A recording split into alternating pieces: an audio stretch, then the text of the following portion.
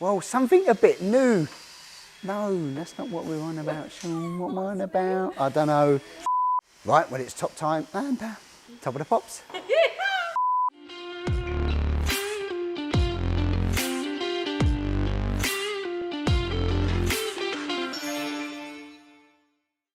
Hi guys, well welcome back to MK Sportscars. Do you know what? We're going to start upstairs this week. So Anna, come on up, see what's going on. Right, well it's boxing up time. We've got a few of these crates in, so if you want it shipped abroad, it can be done.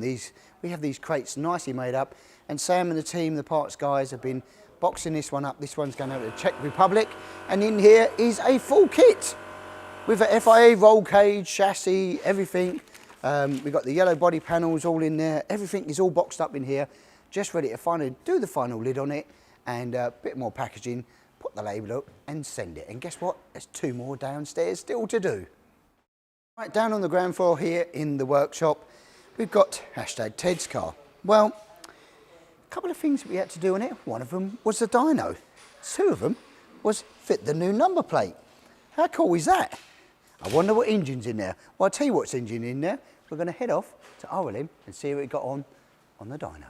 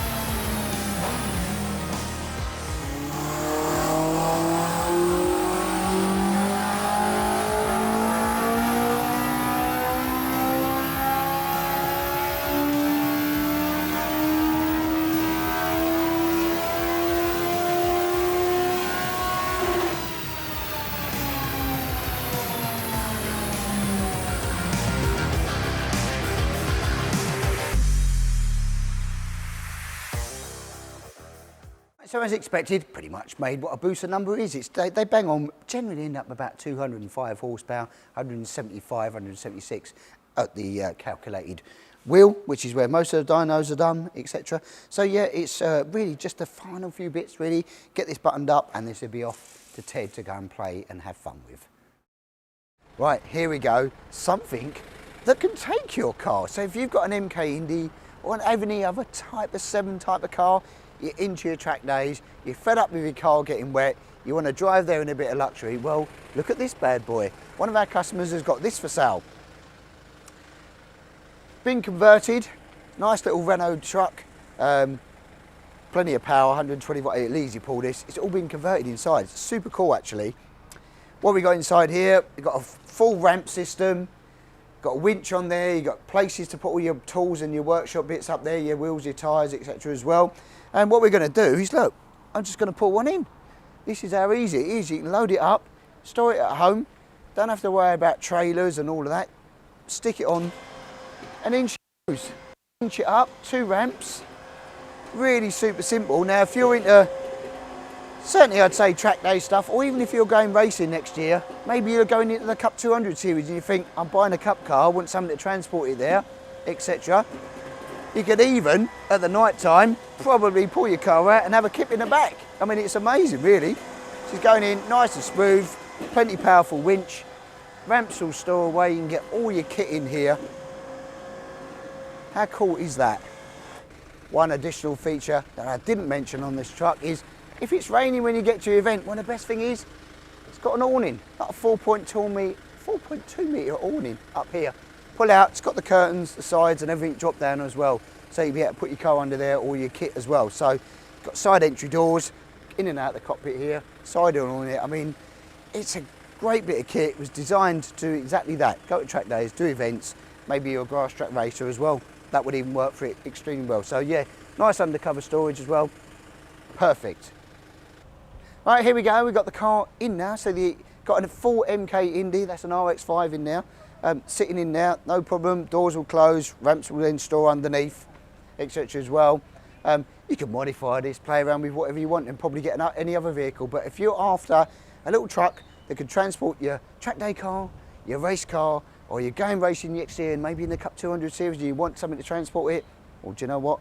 Hook us up with a phone call and hear me out and we'll put you in touch with the seller. Right, on we're here with the Hayabusa build. Well, a few bits I've been doing this week as well. Electrics going in, etc. Battery under the dash here, we mount that under the scuttle. So we've got the gel battery and the battery holder in, the wiring is going in, all the electrics that are all pre-labelled on these. Header tank's gone in as well. We've just got to do a few other bits with this as well. Moving along into the rear arches are on with the rear lights as you saw last week. Boot boxes here trimmed in. We've only dry fitted this ready because the roll cage comes down in this part here.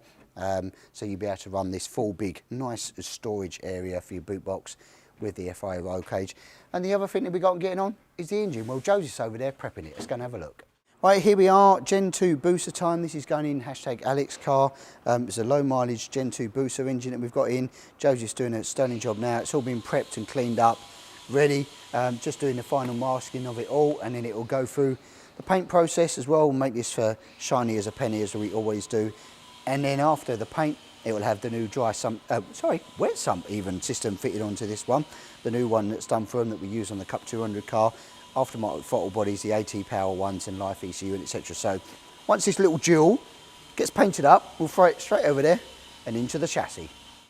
Right, we had a little customer inquiry about electric reverses and how they work. Well, it's a bit complicated to see more than it is in terms of operation. So down in here, between the prop flange and the diff flange, we've got this sprocket. I'll rotate that for you so you can see that going round. Now, simple enough, what drives that is a motor. And the motor on the MKs is mounted down there underneath the prop shaft. And what I'll do now is I'll jump into hashtag Ted's car and show you how it works. Right, so how does it operate in the car? Well, it's a pretty simple process. First thing we wire it up is it has to be in neutral. So we look for the little green light on your dashboard. And then what do we have? Well, we have a reverse light that gets engaged first, which is there. And then we have a button to press it that goes into reverse. Right, over here at the Honda S2000 car, hashtag John's car. It's been in the workshop here. A few bits, as you know, we've been doing. We've gone back to the stock plenum on this car, away from the throttle bodies. That's all been bolted back on, made the ducting for it, made a little heat shield cover here as well to sort of, because it's having the new nose cone on, it's having the new cup nose cone on there. So that's been all dialed up, mesh is gone on ready. And that's the previous one we had on there, the Essex nose cone. That's on there, so it's going for that way, and this gives it, with the top duct, gives it a nice cold air feed coming into the air filter as well. So that's been on. Fuel tank's been fitted in the back here. And what we've done with that, let's have a look. That's in, and we've basically done our top mount setup with the in-tank pump, VDO gauge in there, and a screw cap on here for the filling access. 32 litre fuel tank, all baffled, ready for track use basically. Same as we use on the Cup car and the Mazda cars, they work on all of them. Seats have gone in now as well. We've got a pair of the standard GRP seats, which are very supportive, very, very comfortable, both on runners. They've been fitted in. Handbrake mechanism's all gone in as well, because it's now got the wheelwood handbrake calipers on the rear and a handbrake mechanism done as well. We've got a few other bits. We've done a little repack on the exhaust here. That needed a little bit more of a repack, so we're starting to get this car buttoned up. Just got to get mapped a little bit more because we've gone back to the standard plenum from the throttle bodies, and then yeah, should be getting ready for John to receive it back. Right guys, are you fed up with your squeaky back end on your car? Well, it happens occasionally, of course it does. So what we have is our standard bush setup. Now the standard bush setup that we have, we're going to show you in the front end, it happens on there too, is a bonded bush in here, which is 2 halves with a crush tube that normally slots in. Now what's required on these is to always maintain them, grease them, etc. But it's what grease you use on that is very important, because it does squeak otherwise. Some of the silicone greases, etc. It's certainly not copper slip, that's abrasive. But a high quality grease is what we use.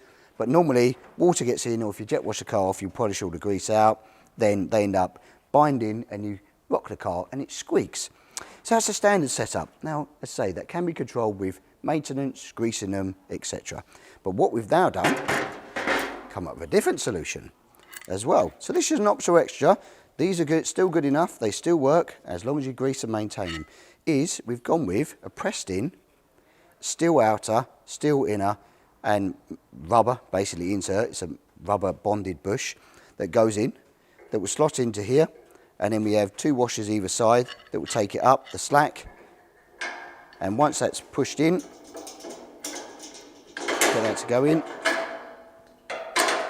You have spacers that go in between here, as in washers. Once that's tightened up onto there, that will then, you can basically set the suspension height and then you tighten up the nut and then basically it moves on the rubber. Hence, no squeak ever again. They're fit and forget. Whereas these ones do require maintenance. It's an option for you to go up to the bonded bush. You can do these aftermarket. You can press these in. Take the other ones out and press these bonded bush ones in. But if you want to know more information about those, obviously you're welcome to pop down here at the workshop or give us a phone call and we can talk you through the process over the phone.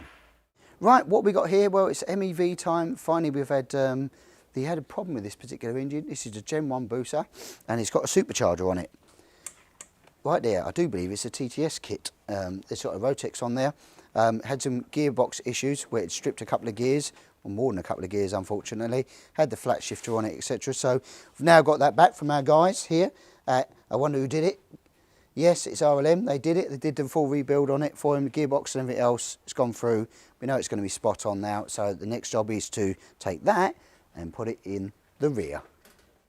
Right, over here at the Zetec Turbo car, one little job that's been done, the guys have been on with, is making a boot cover. This is like a carbon lid that's been going on, 2 side pieces for the roll cage, and centrepiece that nice comes out, so it allows you access to get in there if you want to service and etc. It's just nice, cleanly, I've done a sterling job actually cutting it all nice and neat and tidy around there. We've nutted it in, so you just screw these out afterwards, so it's nice and access in here, got a nice big area to be able to service your car, etc. So that will sharpen it up, because it's got quite a bit of carbon in this car. It's got carbon front arches, carbon air screen, carbon dashboard, carbon rear wing, so it ties the whole theme of the car in as well. That'll look pretty sharp, and they're doing an absolute sterling job fitting that together. Right, well, it's top 10 time, guys. Yeah, chassis delivery schedule. Guess where it is this week, Anna? Yeah, it's up there. And if you want to get yourself in the queue or want to know more about the MK range, hook us up with a phone call, email, or even if you need to, a Facebook message. Right, well, that's it for another busy week in the MK Sportscars workshop. Hope you like what we're doing. If you do, press the like button. If you want to continue watching, press the subscribe button. Guess what, guys? Catch you next week.